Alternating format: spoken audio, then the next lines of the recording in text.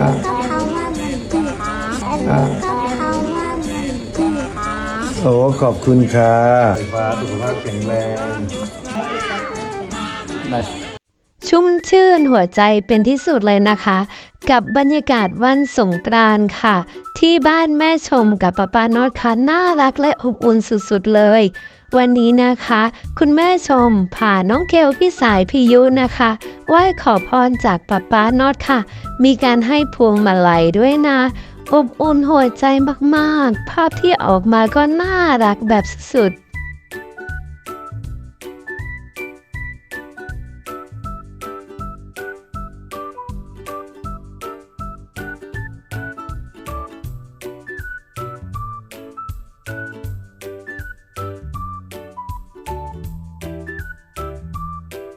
สุขสันต์วันสงกรานต์แบบวันจริงสักทีนะคะ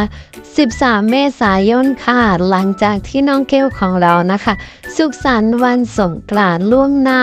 มาหลายรอบค่ะ วันนี้ก็วันจริงค่ะโมเมนต์บรรยากาศที่บ้านแม่ชมกับป้าโนดก็น่ารักและอบอุ่นอย่างดีนะคะ ซึ่งก็เป็นประจำทุกปีอยู่แล้วนะคะสำหรับบ้านนี้ใครที่ติดตามมาก็จะรู้ดีนะคะยังคงประเพณีไทยไว้เหมือนเดิมนะคะและที่สำคัญก็คือ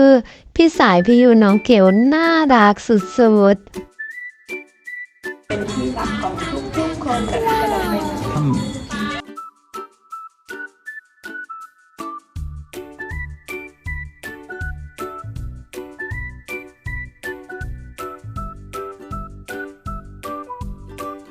เรียนเชิญทุกท่านที่ห้องโถง